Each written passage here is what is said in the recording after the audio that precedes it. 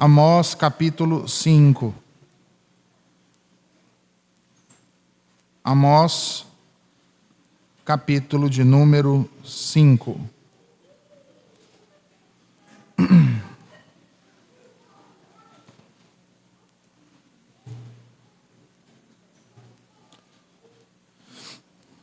Amós 5, nós vamos fazer uma leitura dos versículos 21 ao 27, irmãos. Amós 5, 21 ao 27. Assim diz o Senhor: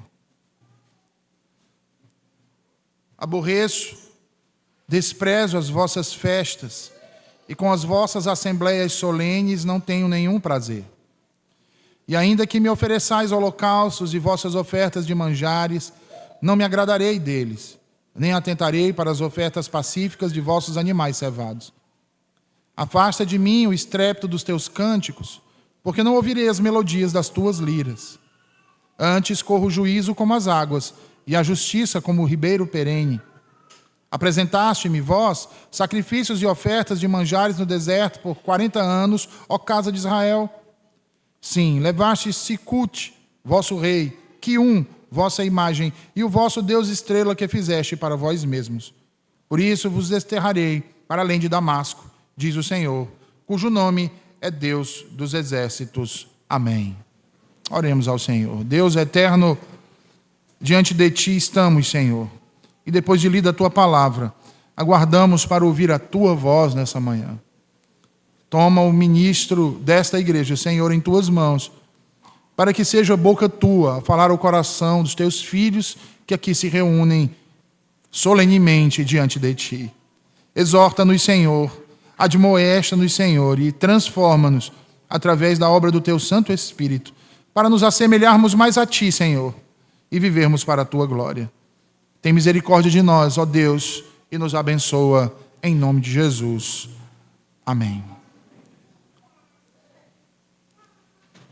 Meus irmãos, o desenvolvimento profético é um dos atos divinos mais importantes em toda a história da redenção. E em específico, na história de Israel. Amós é um dos primeiros profetas considerados escritores. Seu livro está rolado dentre os que qualificamos como profetas menores. No entanto, essa qualificação, irmãos, não diz respeito à significância, ou melhor, à relevância e à importância dos seus oráculos, mas tão somente com relação ao volume do que fora escrito. Por isso, como classificado como menor. Então vejam, irmãos, que Deus toma um simples homem do campo, mais especificamente um pastor de ovelhas, para confrontar e desafiar a crença e o comportamento reprovável da nação de Israel, anunciando seus oráculos de juízo através deste homem. Vejam que Deus não tomou um dos mais conhecidos daquele tempo, talvez dentre aqueles que detivessem autoridade em meio a Israel. Muito pelo contrário, tomou um homem simples do campo para que proclamasse a sua verdade, toda ela sem temor algum a homens. E é um momento difícil, irmãos, na história de Israel. É um momento em que aquela nação está mergulhada na arrogância e na prepotência. Um momento em que tem colocado a sua confiança nestas coisas e principalmente no poderio militar que conseguiram aglutinar ao longo dos anos. Uma nação que estava embebecida pela opulência de suas posses, cega pela tradição de sua religião e corrompida em seus mais tenros princípios. A justiça é parcial, a religião é promíscua, o culto é falso. Nós temos aqui, irmãos, uma questão e as consequências do que isso leva. Justiça parcial, religião promíscua, culto falso. Em seus oráculos anteriores, Amós denuncia a cegueira espiritual em que se encontrava Israel. Principalmente, os irmãos podem observar posteriormente naquilo que está escrito no capítulo de número 4. Sua falsa adoração, sua piedade medíocre, sua contrição fingida, seu culto idólatra. O capítulo 5 de Amós é reconhecidamente entendido como um lamento, portanto. Um cântico fúnebre. Um momento em que o profeta expressa toda a sua tristeza pela situação daquela nação. Uma situação que é de morte, irmãos, e não de vida. O profeta lamenta principalmente no que Israel se apoiou, ou melhor, confiou em si mesmos, no seu próprio ego, na sua própria força, nos seus próprios bens, no seu próprio dinheiro. Nesse capítulo 5, Amós constantemente fala então do culto que era prestado e também do temível dia do Senhor. E é interessante porque, aparentemente, ao olharmos para essas duas causas, pela qual virá a destruição sobre aquele povo, não conseguimos estabelecer uma ligação entre ambas, aparentando que o profeta estava falando de coisas distintas. Todavia, elas não estão separadas, nem muito menos são distintas, porque apontam para a mesma realidade na qual Israel ancorou as suas esperanças. Falsas esperanças.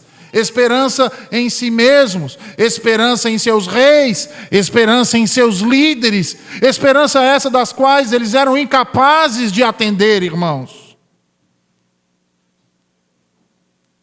E nós precisamos olhar para essas coisas que aconteceram no passado, irmãos, mas que se refletem ou que se projetam para a nossa realidade em nossos dias. Porque a grande verdade é que há muitas igrejas assim, nesse mesmo estado, como o de Israel naquele período. Igrejas cuja adoração é frívola,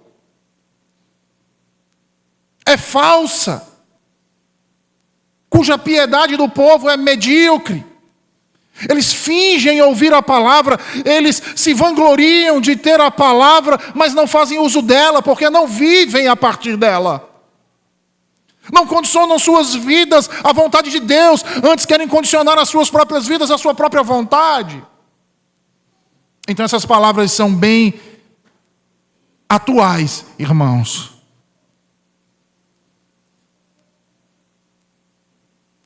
Muitas vezes distorceram, alteraram, perverteram, não quiseram entender o real significado do culto e muito menos o real significado deste dia, precioso dia, sublime dia que chamamos de o dia do Senhor.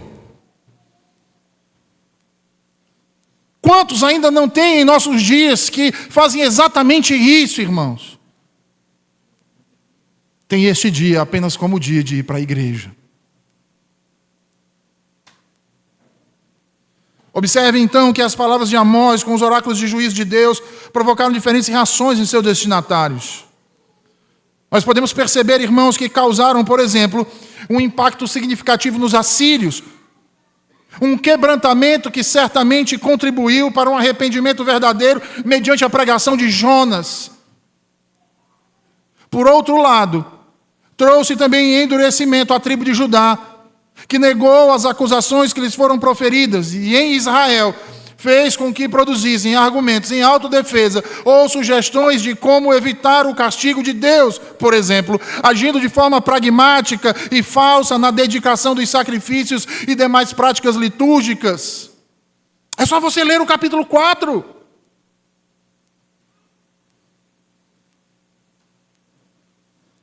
Nós vemos os erros do passado, nós vemos os problemas do passado entre o povo de Deus e vemos hoje as mesmas coisas acontecendo, irmãos, porque não há fato novo embaixo do sol.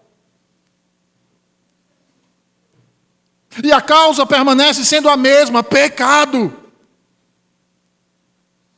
Quanto mais nos conformamos a ele, irmãos,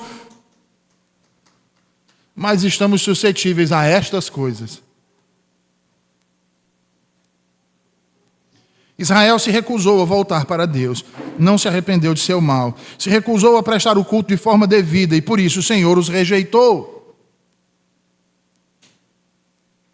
Rejeitou o culto que prestavam a Ele. Sendo assim, irmãos, o sermão dessa manhã tratará exatamente disso, a importância do culto a Deus, segundo revelado e prescrito nas Escrituras Sagradas. Trataremos, portanto, da exposição da abominável adoração dos soberbos. Faremos a exposição dos principais motivos de Deus em rejeitar a adoração de Israel.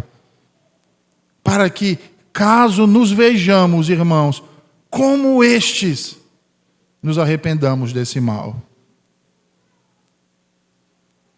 Portanto, volte seus olhos para a Escritura.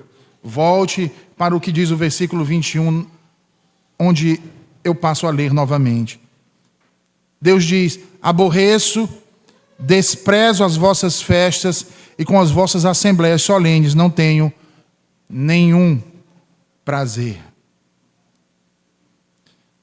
Nós temos aqui, em primeiro lugar, um ajuntamento abominável. Isso mesmo, um ajuntamento abominável. A expressão que eu quero utilizar, irmãos, não é exagerada, faz jus a isso que aquela nação estava vivendo. Ajuntamento abominável.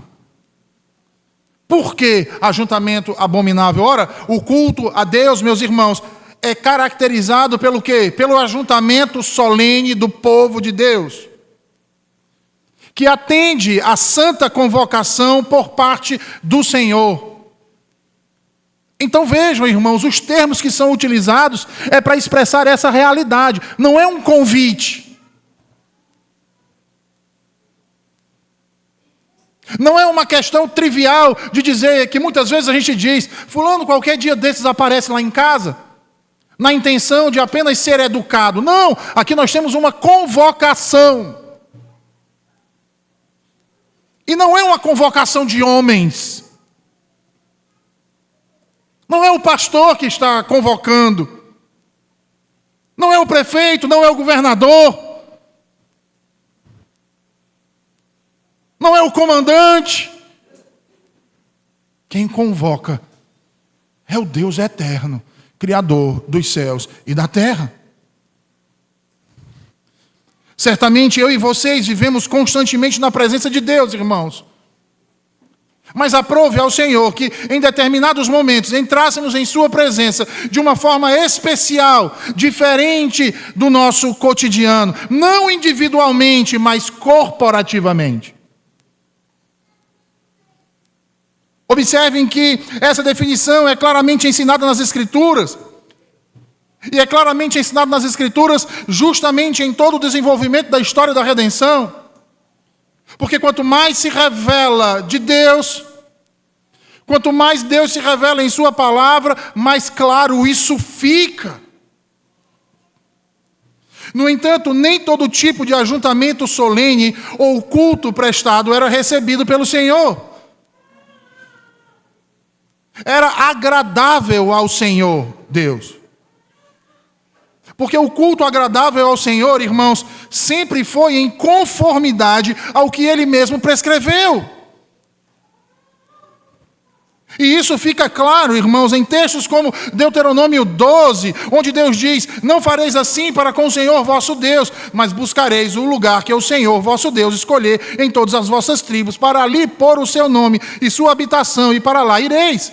A esse lugar fareis chegar os vossos holocaustos, e os vossos sacrifícios, e os vossos dízimos, e a oferta das vossas mãos, e as ofertas votivas, e as ofertas voluntárias, e os primogênitos das vossas vacas, das vossas ovelhas. Lá comerei perante o Senhor vosso Deus, e vos alegrareis em tudo o que fizerdes, vós e as vossas casas, no que vos tiver abençoado o Senhor vosso Deus. Não procedereis em nada segundo estamos fazendo aqui, cada qual, tudo o que bem parece aos seus olhos, porque até agora não entraste nos descansos e na herança que vos dá o Senhor vosso Deus.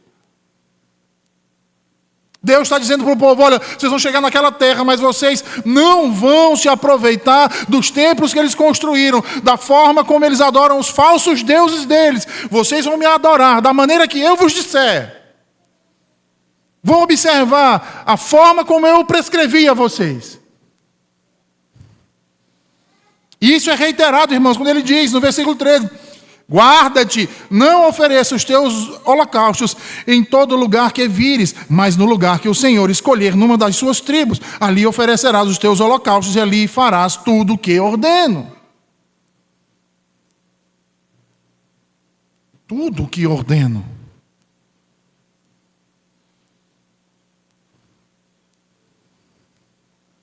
É por isso que a Assembleia de Westminster reunida, irmãos, definiu aquilo que nós chamamos de princípio regulador do culto.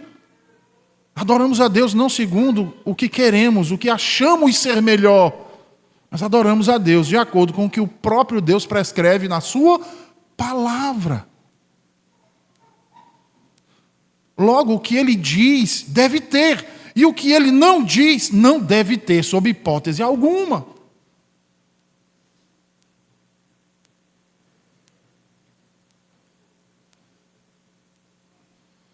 Porque ele continua, irmãos, e diz no versículo 29, quando o Senhor teu Deus eliminar de diante de ti as nações para as quais vais possuí-las, e as desapossares e habitares na sua terra, guarda-te, não te enlaces com imitá-las, após terem sido destruídas diante de ti, e que não indagues acerca dos seus deuses, dizendo, assim como serviram essas nações aos seus deuses, do mesmo modo também farei eu. Em outras palavras, Deus está dizendo, cuidado com o pragmatismo.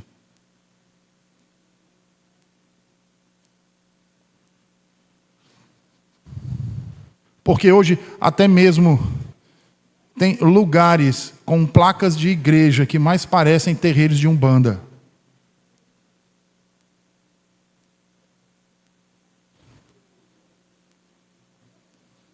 Tem lugares com placas de igreja que mais parece uma bolsa de valores.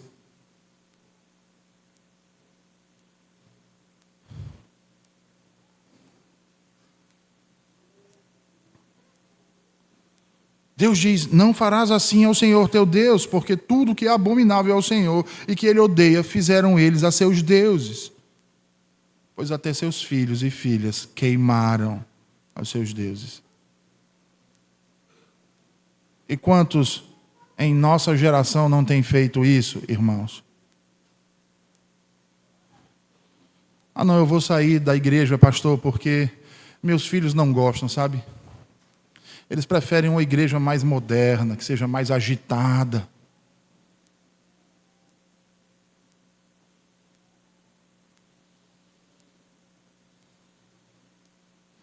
Olha, pastor, eu não vou permanecer porque...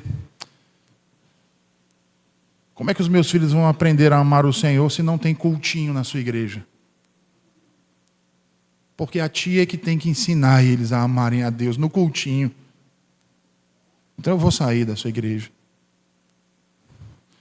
E vou procurar uma que cante o bate-bate martelinho, para eles ficarem felizes e contentes na hora do culto. Principalmente, retirá-los na hora que Deus for falar ao seu povo.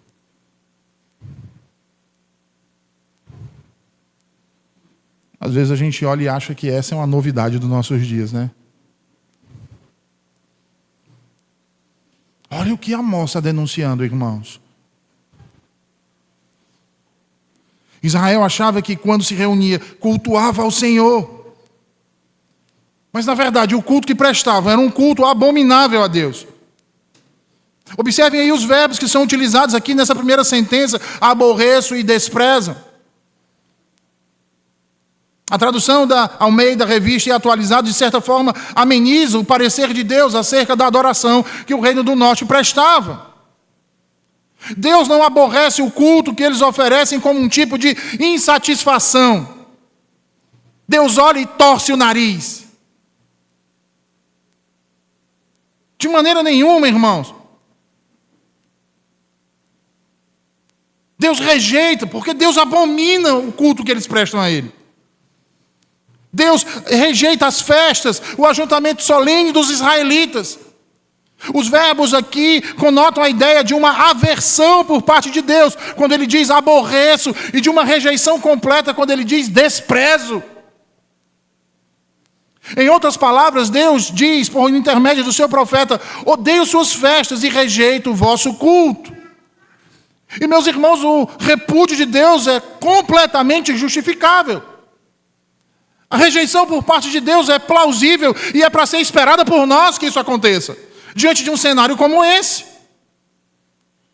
Não estavam adorando a Deus conforme Ele havia ordenado, não estavam honrando-o como deveriam. E aí vejam, irmãos, a nossa confissão de fé declara que o modo aceitável de adorar o verdadeiro Deus é instituído por Ele mesmo e tão limitado pela sua vontade revelada que não deve ser adorado segundo as imaginações e invenções dos homens ou sugestões de Satanás, nem sob qualquer representação visível ou qualquer outro modo não prescrito nas Santas Escrituras.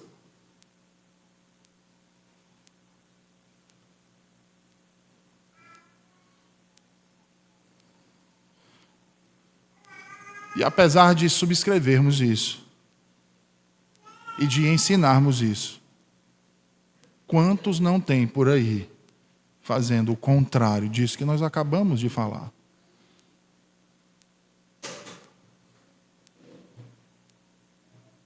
São imagens didáticas de Jesus, de Deus, didáticas. Espera aí, você está dizendo então que o seu filho, que vai ser mais fácil do seu filho conhecer a Deus, não pela palavra de Deus, mas por um desenho, por uma imagem? É isso que você está dizendo?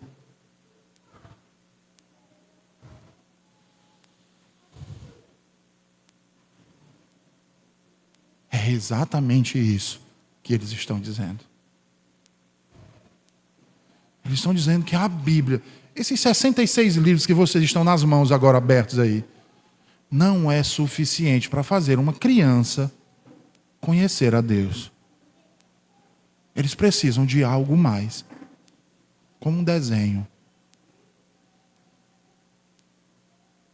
uma imagem mentirosa, uma imagem mentirosa do Deus eterno. Logo, você, pai, você, mãe, que entrega seus filhos nas mãos de pessoas assim, vocês estão ensinando seus filhos a adorar um falso Deus. Um falso Deus. Vejam, como nós vimos aí em Deuteronômio 12 e versículo 32, Deus diz: tudo o que te ordeno observarás, nada lhe acrescentarás, nem diminuirás. Ora, se bem lembrarmos, Israel nomeou festas para si, sacerdotes para si, tudo em desconformidade com o que Deus havia ordenado. Abra sua Bíblia no segundo livro dos Reis, capítulo 12, versículos 28 ao 33. Por favor, segundo livro dos Reis, capítulo 12, versículos 28 ao 33.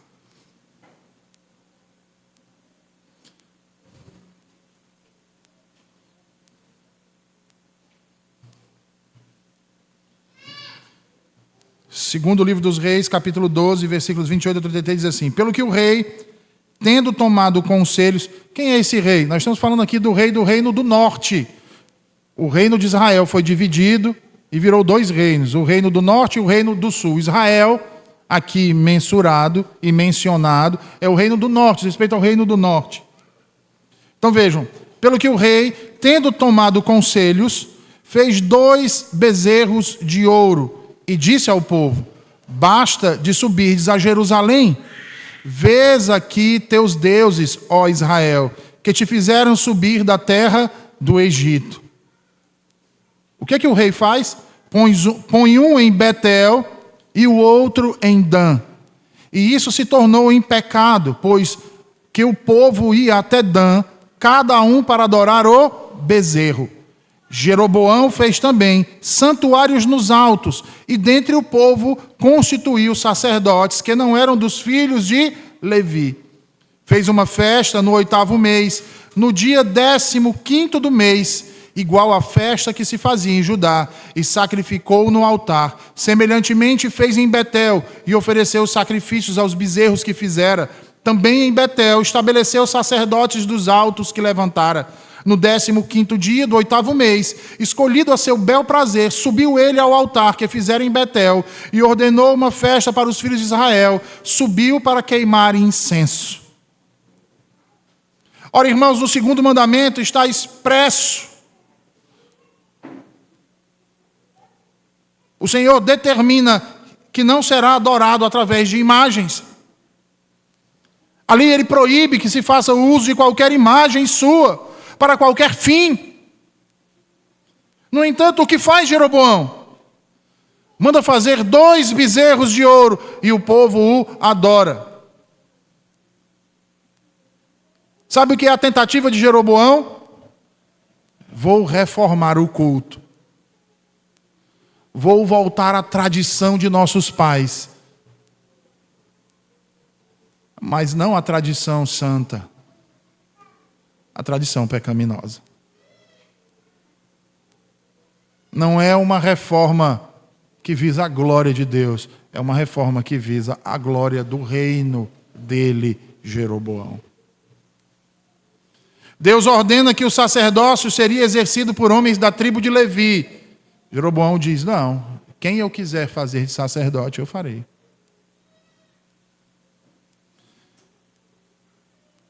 Deus ordena uma festa ao 7º mês.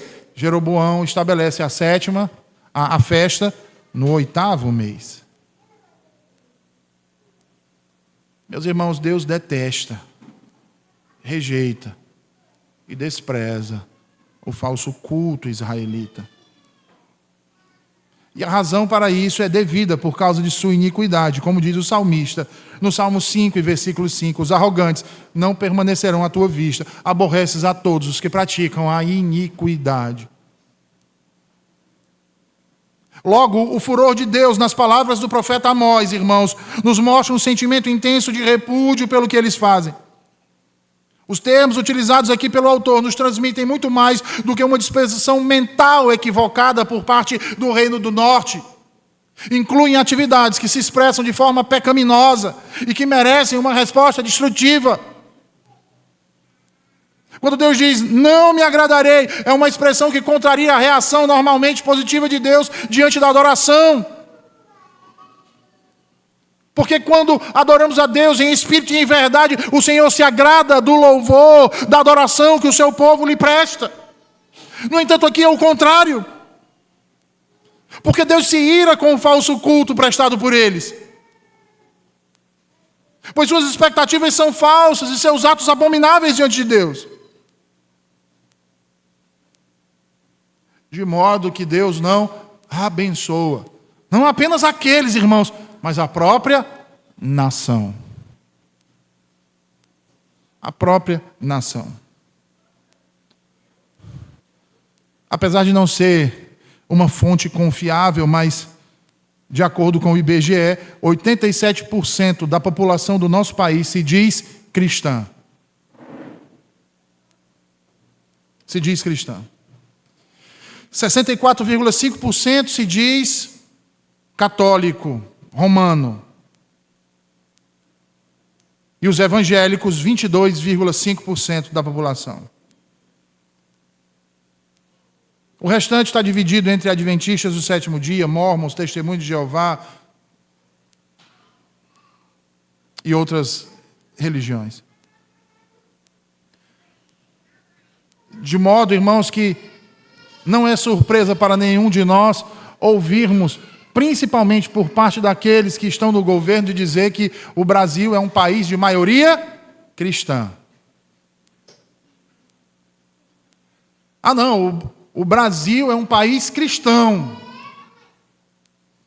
Mas eu pergunto a vocês nessa manhã, meus irmãos, que proveito nós temos tido acerca desse título?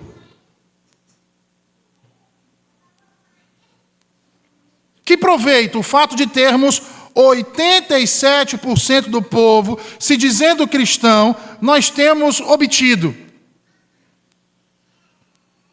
Nenhum, irmãos. No Brasil, segundo os últimos levantamentos, 60 mil pessoas são assassinadas por ano. O Brasil é um campeão de assassinatos no mundo. No ranking de corrupção, eu não vou nem entrar nesse mérito. O nosso país elegeu um corrupto, confesso, como seu presidente.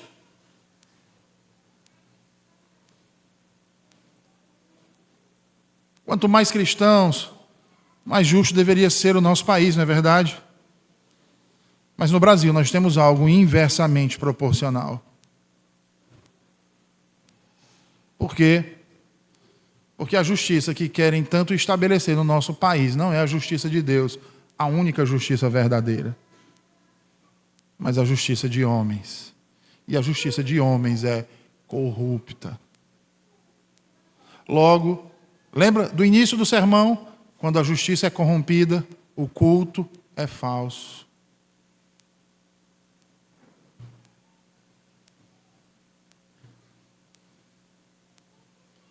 Mas qual o problema? 87% de cristãos, nem todo mundo crê nas mesmas coisas. É um problema, irmãos. Nós temos um problema de fé aqui.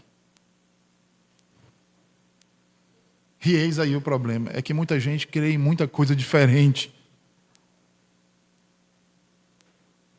Diferente do que diz a Escritura. Então qual é o problema da nossa nação? A fé. As obras da fé, a adoração. É raro encontrar no nosso país igrejas genuinamente comprometidas com o Evangelho. Igrejas e denominações que prezem pelo culto puro e ordenado por Deus. A quebra do segundo mandamento, por exemplo, é prática comum, até mesmo em igrejas históricas. Infelizmente.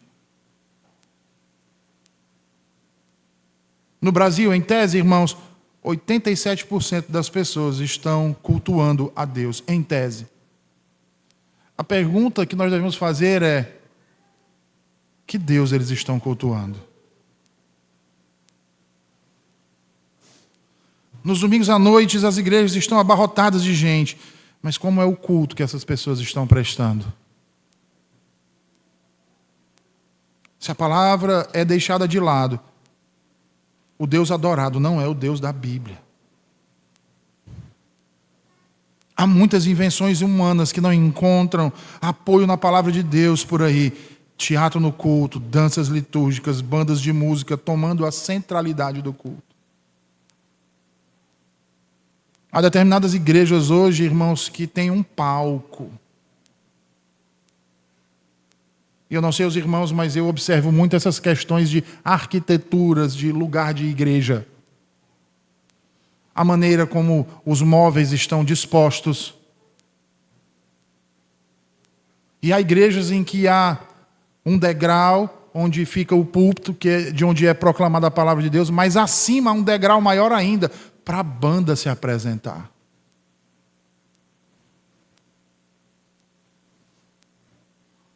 Então, o que está em evidência? A palavra ou a diversão? O entretenimento. Porque não há cântico congregacional. Há uma apresentação musical para mexer com as emoções e o corpo das pessoas, para dar uma sensação de prazer que não vem produzida pela palavra ou o espírito, mas pelo ritmo, pelos tambores, pelos vários e inúmeros instrumentos musicais.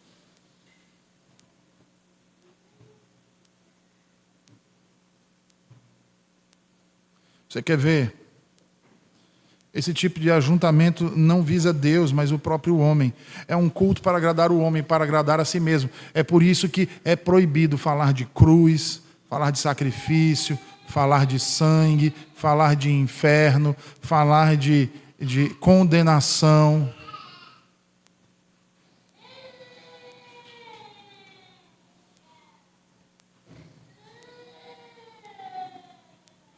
são incapazes de ouvir 30 minutos de pregação da palavra sem estarem enfadados. No entanto, são capazes de passar 2 horas em pé cantando, pulando, dançando ou assistindo a uma peça teatral. Um culto não ordenado, irmãos, é um falso culto. Deus abomina culto falso.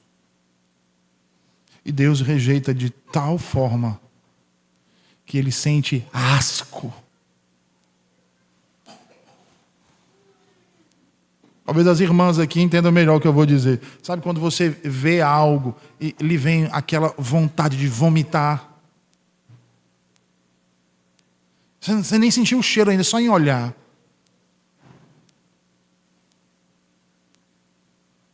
Deus rejeita o falso culto. Não foi assim para com Israel? Vejam aí o versículo 22, ele diz: e ainda que me ofereçais holocaustos e vossas ofertas de manjares, não me agradarei deles, nem atentarei para as ofertas pacíficas de vossos animais cevados.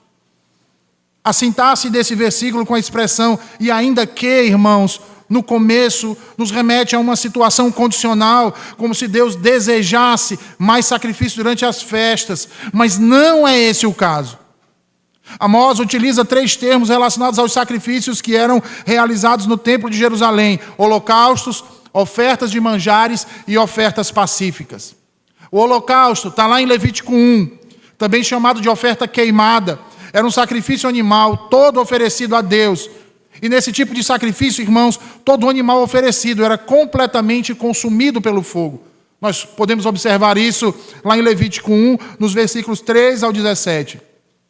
E esse tipo de sacrifício dizia respeito à dedicação do ofertante, ou seja, da autodedicação à vontade de Deus, manifestada em termos sacrificiais, como podemos ver no uso dos termos pelos salmistas e no exemplo de Abraão, quando ofereceu Isaque como holocausto. As ofertas de manjares, que se encontram lá em Levítico 2, eram ofertas de flor de farinha, azeite e bolos asmos, queimados como sacrifícios no altar de Deus. As ofertas pacíficas de Levítico 3 eram um tipo de sacrifício onde os adoradores leigos podiam compartilhar de uma refeição sagrada, demonstrando assim comunhão com o Deus Trino. Um privilégio que era concedido somente aos sacerdotes, mas neste tipo de sacrifício, o ofertante não apenas compartilhava de um alimento dos sacerdotes, mas do alimento de Deus. Para mostrar que aquele homem era aceito por Deus, mantinha comunhão com o Deus eterno.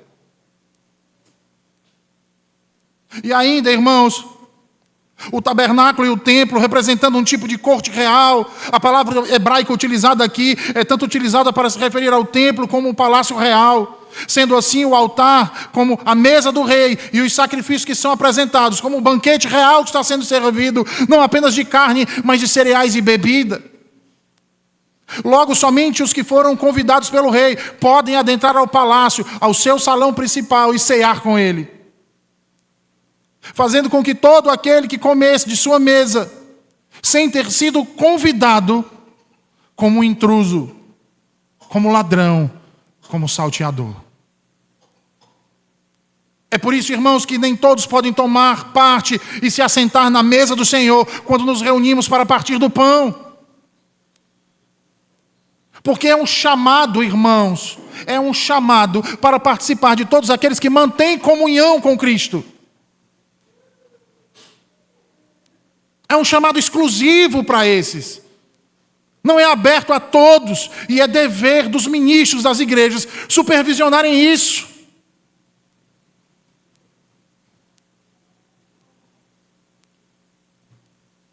Porque somente aqueles que gostam de comunhão com Deus Trino podem assentar à sua mesa. Logo, cabe ao conselho julgar essa aptidão. E por isso, nem sempre aqueles que nos visitam tomam assento na mesa. Porque nós não sabemos, irmãos, se eles estão em plena comunhão nas suas igrejas. Exceto quando nos procuram. Ora, antigamente, nos primeiros séculos, os cristãos levavam cartas de recomendação. Mas em nossos dias, quantas vezes nós não já recebemos visitantes que saíram daqui ofendidos porque não participaram da mesa do Senhor? Mas uma vez que a própria Escritura diz, irmãos, que aqueles que tomam, que comem e bebem do pão e do vinho indignamente receberão juízo, como eu posso pregar o amor e a misericórdia de Deus e não me compadecer desses?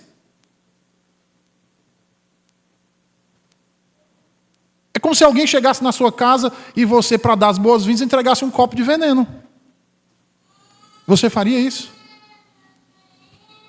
Então, como exigir de nós que façamos?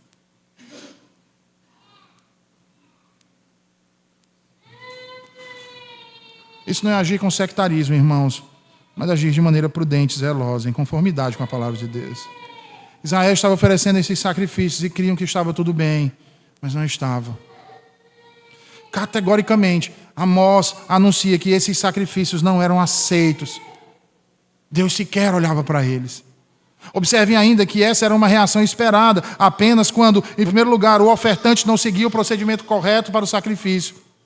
Como podemos ver na situação apresentada em Levítico 7:18, onde lá Moisés diz: se da carne do seu sacrifício pacífico se comer ao terceiro dia, aquele que ofereceu não será aceito, nem lhe será atribuído o sacrifício, coisa abominável será, e a pessoa que dela comer levará a sua iniquidade. Em segundo lugar, quando o ofertante havia quebrado a aliança, estava em pecado. Isaías 59, versículos 1 a 3 diz: eis que a mão do Senhor não está encolhida, para que não possa salvar, nem surdo o seu ouvido para não poder ouvir, mas as vossas iniquidades fazem separação entre vós e o vosso Deus, e os vossos pecados encobrem o seu rosto de vós, para que vos não ouça, porque as vossas mãos estão contaminadas de sangue, e os vossos dedos de iniquidade, os vossos lábios falam mentiras, e a vossa língua profere maldade. Logo, os muitos pecados de Israel, a quebra da aliança com o Deus Trino e o falso culto que prestavam, era a razão de Deus não dar atenção aos seus sacrifícios. O próprio Deus já havia dito que quando se ajuntavam solenemente, era para a condenação. E é por isso então que ele vai dizer no versículo 23, vejam: afasta de mim o estrépito dos teus cânticos, porque não ouvirei as melodias das tuas liras.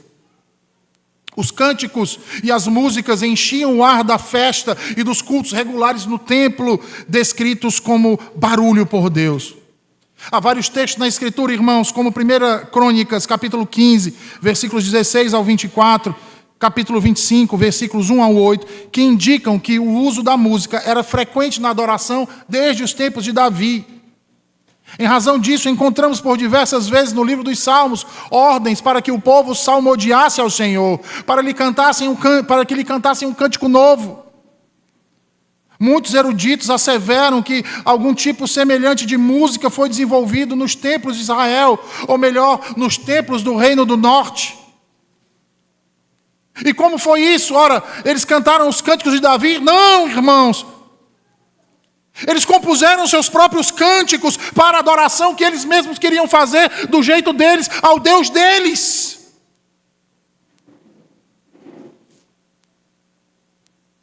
Observem então que a música e as melodias produzidas por Israel eram tratadas como ofensivas a Deus. Por isso ele ordena que parem. O verbo é imperativo aqui, irmãos: afasta, ou melhor, remove, indica, além de urgência, uma severa oposição àquelas palavras de adoração. Deus está dizendo: quão inútil é esses cânticos que vocês me cantam. Enquanto eles pensavam em estar agradando a Deus, e que o próprio Deus se alegrava em ouvi-los, na verdade, Deus está dizendo que não os ouve. E por quê? Porque Deus havia instituído seu próprio inário através de seus servos Davi, Asaf, Etan, Emã e os filhos de Coré.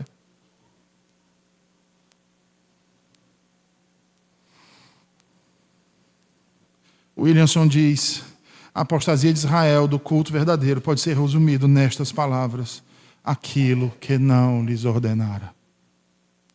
Aquilo que não lhes ordenara. A sua insatisfação em fazer o que Deus ordenara, e somente aquilo que Deus ordenara, foi o que os condenou. Sabe, irmãos, eu escuto de muitas pessoas. Já escutei mais. Hoje, graças a Deus, bem menos. Argumenta-se que algumas vezes que as igrejas do Novo Testamento não estavam debaixo desse mesmo princípio tão rígido. Admite-se que anteriormente Deus requereu esse culto estritamente como ordenou, mas que agora dizem não é mais o caso. Deus não é mais tão rígido como costumava ser, dizem eles. Mas, irmãos, basta uma breve pesquisa sobre o ensino do Novo Testamento, que este vai nos mostrar que essa é uma visão errônea. Porque lá em Mateus 28, versículos 19 e 20, o Senhor Jesus é bem claro quando dá grande comissão em dizer que os discípulos dele, nesse caso os 11 apóstolos, Jesus ordena a eles: ide, fazei discípulos de todas as nações, batizando-os em nome do Pai, do Filho e do Espírito Santo, e os adverte. Sabe como? Com rigor acerca do que eles deveriam ensiná-los, ensinando-os a guardar todas as coisas que vos tenho ordenado, que ele ordenou. Não o que vocês entenderam, não o que vocês quiserem, não o que vocês acharem. Logo, temos aqui uma solene exigência para que a igreja ensine todas as coisas que Cristo ordenou. Ao mesmo tempo, uma proibição solene para ensinar algo que não foi ordenado. Jesus diz que os fariseus cultuavam Deus em vão. Você já parou para se perguntar por que o culto deles foi rejeitado? Marcos 7, versículos 7 e 8. Deixando de lado o mandamento de Deus, preferiram suas próprias tradições. Cultuavam em vão porque adoravam a Deus da forma como eles queriam, em vez de adorá-lo como Deus requeria. Da mesma maneira, o apóstolo Paulo exortou os crentes em Colossos: ninguém se faça árbitro contra vós outros, pretextando humildade e culto voluntário. Observem que ao dizer culto voluntário, Paulo simplesmente se refere ao culto oferecido pela vontade, isto é, como o homem quer oferecer, em lugar de um culto como Deus ordenou. Essas coisas, diz Paulo, têm na verdade aparência de sabedoria, como o culto de si mesmo, em devoção voluntária, falsa humildade, ou seja, sem valor algum. O culto da vontade e o culto oferecido pela vontade dos homens, em vez de ser conforme o mandamento de Deus, é no que diz respeito a Deus, um culto à sua própria vontade, um culto de si mesmo. É por isso que Jesus vai olhar para aquela mulher samaritana, irmãos, lá em João 4, 22, e vai dizer: vós adorais o que não sabeis. Nós adoramos o que sabemos, porque a salvação vem dos judeus. Ora, o que Jesus estava querendo dizer com isso? Ele ainda complementa, justificando-se com: pois Deus é Espírito, e aqueles que o adoram devem adorá-lo em espírito e em verdade. Ora, irmãos, o que Jesus estava querendo dizer àquela mulher, o que isso tem a ver com o texto de Amós e o culto idólatra de Israel? Tudo, irmãos. Samaria era a capital do antigo reino do norte. Amós profetiza contra o culto que era prestado pelo reino do norte. Jesus também fala com a mulher condenando o culto que era prestado em Samaria. Os períodos estão interligados pelo mesmo problema: culto, a adoração. O culto dos israelitas era inadmissível porque eles adoravam a Deus da forma como concebiam. O culto dos samaritanos era inadmissível porque eles adoravam a Deus da forma como concebiam. É por isso que Jesus diz essas palavras àquela mulher. Jesus está dizendo que eles deveriam cultuar a Deus como Ele mesmo ordenou, ou não seriam aceitos. Ora, e por que não seriam aceitos? Não seriam aceitos porque o Pai procura verdadeiros adoradores que o adorem em espírito e em verdade. Os verdadeiros adoradores adorarão o Pai em espírito e em verdade, diz Jesus. Mas, quando os homens insistem em adorar a Deus como eles querem, não como Ele quer, eles não são verdadeiros adoradores. É por isso, então, que a ira de Deus se revela contra eles. Vejam aí o versículo 24, ele diz: antes corra o juízo como as águas e a justiça como o ribeiro perene.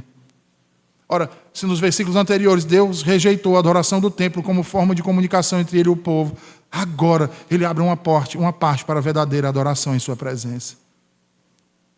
Observem aí a forma imperativa do verbo, irmãos, funcionando nesta sentença como admoestação à mudança. Eles deveriam deixar o ritual pelo ritual, para o estabelecimento da justiça e da retidão.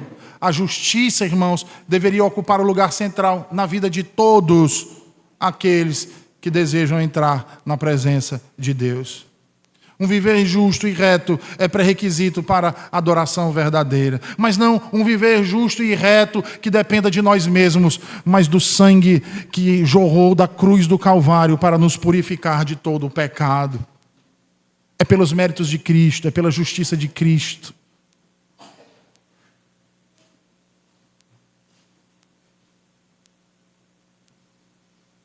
É por isso que Miqueias, no capítulo 6, versículo 6 aos 8, vai dizer: com o que me apresentarei ao Senhor e me inclinarei ante o Deus excelso, virei perante ele com holocaustos, com bezerros de 1 ano, agradar-se-á ao Senhor de milhares de carneiros, de 10.000 ribeiros de azeite, darei o meu primogênito pela minha transgressão, o fruto do meu corpo pelo pecado da minha alma. Ele te declarou ao homem o que é bom e o que é que o Senhor pede de ti, que pratiques a justiça e ames a misericórdia e andes humildemente com o Senhor teu Deus.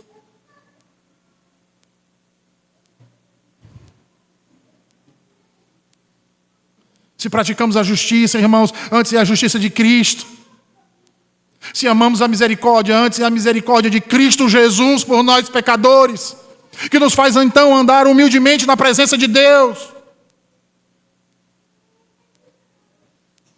É por isso então que Amós lança a mão de uma ilustração resultante de uma observação de um ribeiro no campo para retratar o desejo de Deus para o seu povo. Deus quer que retidão e justiça fluam de modo ininterrupto e perene no coração do seu povo como um grande rio.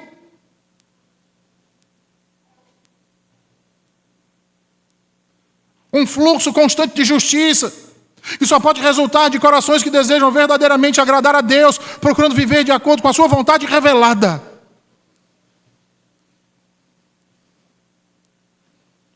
Ora, irmãos, a igreja é retratada nas Escrituras como uma comunidade de fé. E isso se dá pela obra do Espírito Santo, que cria e desenvolve essa fé por meio da palavra. Paulo insistentemente fala da igreja aprendendo e ensinando as palavras da fé e a sã doutrina. É por isso então que, depois de ter falado acerca da apostasia futura e dos espíritos enganadores, Paulo admoesta o jovem Timóteo a alimentar a igreja com as palavras da fé e da boa doutrina, rejeitando as fábulas e exercitando a piedade. E, meus irmãos, uma das marcas do nosso culto é exatamente essa, a palavra. É por isso que não precisamos adornar nossas paredes.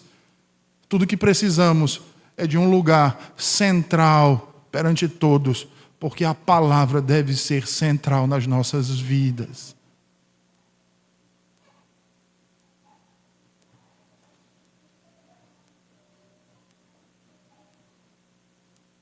Não se engane, irmãos, pois como diz Mark Ashton, não teremos Jesus Cristo no centro do nosso culto se a palavra dele não estiver no centro. Você não terá Jesus reinando no seu coração se a palavra dele não estiver no centro da sua vida.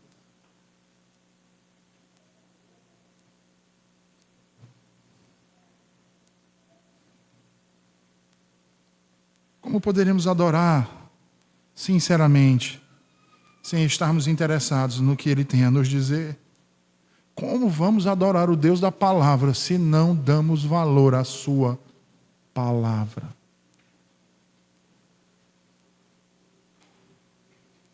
Ora, irmãos, se não estamos interessados na palavra de Deus, como poderíamos então estar interessados no próprio Deus? Em sua justiça, em sua glória.